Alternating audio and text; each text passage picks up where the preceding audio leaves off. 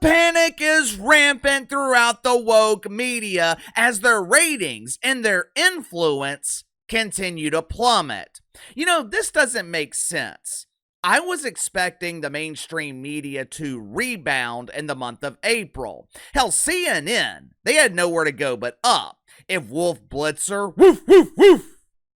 If Wolf Blitzer convinced one of his distant cousins, maybe McGruff the crime dog, to watch his morning dump on CNN, that one additional viewer, it would give Wolf a double-digit ratings increase. Yet somehow, CNN continues to go backwards. Of course, they're not going to tell us that. Headline at CNN. CNN audience grows across all platforms in April. We are so back. Celebrate the butt bungo. Woohoo! Yes, yes, yes.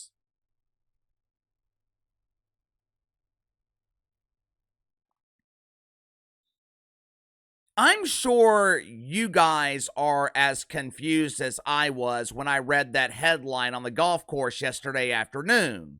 Clearly, CNN has redefined the word platform. The network that is dedicated to inclusion, they have made some adjustments to the definition to exclude television. I'm sure CNN saw record growth on digital platforms in Ethiopia, where they finally have access to Netscape on Windows 95. I'm sure CNN was the most watched network in the world, with balding beauties between the ages of 56 and 57, whose preferred method of transportation is the broom. Every month, CNN creates these elaborate demos and categories so they can proudly boast about their dominance. Remember a couple of weeks ago when CNN was bragging about their ratings dominance in the category of Saturday morning fictional documentaries that are nonfiction that air between 9 and 9:05 a.m. on the east coast of Atlantis? Or what about their ratings dominance with Women Named Fred? CNN is the #1 network on cable with bearded women named Fred. The reason CNN has to create these elaborate hoaxes of dominance, it's because their ratings absolutely suck. Throughout the month of April, CNN averaged 411,000 viewers, down 18%. They averaged just 519,000 in prime time, down 17%. At a time when CNN and their pretend friends in the media should be dominating the ratings, CNN has once again found another way to be a huge embarrassing failure. Let's just be real here for a second. The Trumper, he's struggling right now. According to Newsweek, 25% of people who voted for Donnie, they regret their decision. Now, obviously, most of the regret is rooted in fear. There's a lot of volatility in the market. Small business owners, they're concerned about tariffs. Now, that does not mean the Trumper can't bounce back. That doesn't even mean that his policies are wrong. It's gonna take time to clean up the disaster that was left by Hurricane Biden and the powerful boodle breeze from the whoopee cushion on The View. I remember after Katrina, it took months for New Orleans and the Gulf Coast to return to any semblance of normalcy. In some areas, it took years. It is going to take the Trumper time to clean up the devastation that was left by Johnny B. Biden. And look, it wasn't just Johnny B. There has been rampant corruption in Washington for decades. But the only thing that matters is the perception. And right now, the perception isn't doing the Trumper any favors. With that being the case, the media should be thriving. Most of the time, when fear and regret are rampant with the president, people tune into the media outlets that are criticizing him, which in this case, it would be damn near every mainstream media outlet not named Fox News. But for some reason, Fox continues to dominate while the rest of the media is struggling to draw flies to a fresh turd. And one person in particular is struggling so bad, I'm starting to wonder if her time in primetime cable news is running out. Make sure to like and subscribe. You can follow me on Twitter at KC_BTL84. Link to the second channel is in the description below. Today on the second channel, going to be talking about ratings for the NBA playoffs. Playoffs have been fantastic. For the first time in years, the stories, the drama in the NBA, it's focused on the court instead of off the court. And the league is competitively balanced, which has led to captivating series in the first round of the playoffs. The NBA is being rewarded for putting out a great product, as they should be. So, click the link in the description below, subscribe to the second channel. Yesterday afternoon on the way home from the golf course, I bought a box of latex gloves so I could read through CNN's press release. There was so much polish on this turd, I had to go to the store to buy another box of gloves. As I was working diligently to wipe away the polish so I could get to the meat of the turd, I noticed a glaring omission in this press release. CNN applied a double coat of polish so Laura Coates appeared to be a resounding success in prime time. CNN boasted about the success of someone named Erin Burnett. Obviously, no polish was needed for Newsnight with Abby Phillip. That show doesn't feature any turds. It actually showcases a gem, a rare diamond in prime time at CNN, the American hero Scott Jennings. I am a real American. Reading through this press release, it was like reading through a missing persons report. Laura Coates, last seen at 11 p.m. Erin Burnett, last seen at 7 p.m. If anyone has information on their whereabouts, don't waste your time calling the police. They've been defunded. Please call social worker Shanice, and she will provide the necessary grief counseling to the families. As I was reading through the report, I noticed there was a missing person omitted from the missing persons report. My boo, my Roo, Caitlyn Collins. Katie Roo, Katie Roo.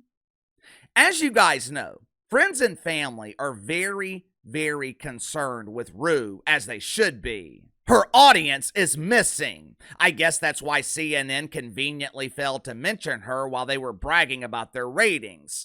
Clearly, executives at CNN are listening to their mothers. If you don't have anything nice to say, don't say anything at all. Throughout April, Caitlyn Collins averaged 521,000 viewers. Last week, Rue had that number down to a cool 447,000. To make matters worse, Rue is struggling to attract viewers in the key demo. She eclipsed 100,000 viewers in the demo just 7 times in the last 4 weeks. Now you got to remember, struggling in the key demo, that is one of the reasons that MSNBC fired the Wicked Weave, Joy Reid. Problem for Caitlyn Collins, she occupies the most important time slot in the primetime lineup. She is supposed to be the star. She is supposed to be the attraction. Rachel Maddow elevates Chris Hayes and whoever the hell comes on after her. I think it might be Larry O'Connell that comes on after Rachel Maddow, but his symptoms of OMB, damn bad!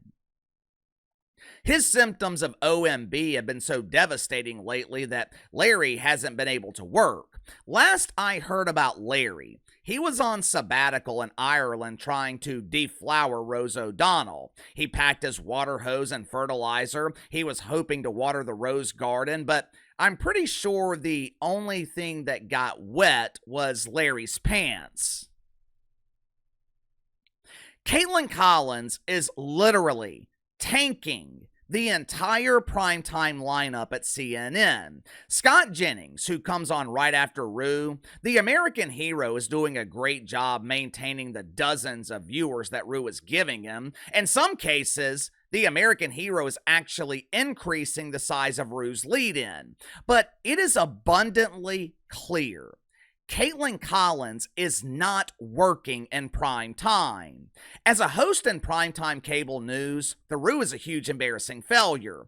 The question is, how much longer is CNN going to allow this to go on? Like I told you guys before, CNN has stumbled upon a formula that actually works. Surround Scott Jennings with deacons from Woke United Methodist and let him cook. The only potential problem with this formula is finding deacons who are willing to be humiliated. But the good thing is, there are plenty of deacons, and most of them are desperate to be on television. Most of them are desperate to be seen. Hell, the only time Carrie Champion's family gets to see her is when she's being humiliated by Scott Jennings on CNN. Same with Tiffer the Bongo Sniffer. Same thing with Jamel Hill. Smelly Jameli, it's constantly promoting herself on social media. She is constantly promoting her YouTube channel, and the damn U.S. Marshals, they can't even find people who watch it. The point is, the American hero should be occupying the time slot that is currently being given to Caitlyn Collins. It has been 2 years. 2 years! That is plenty of time to build a foundation. That is more than enough time to build an audience.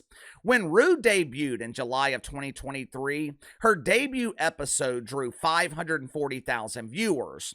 Throughout the rest of 2023, Rue averaged 629,000. Here we are 2 years later, and she's averaging 100,000 viewers less.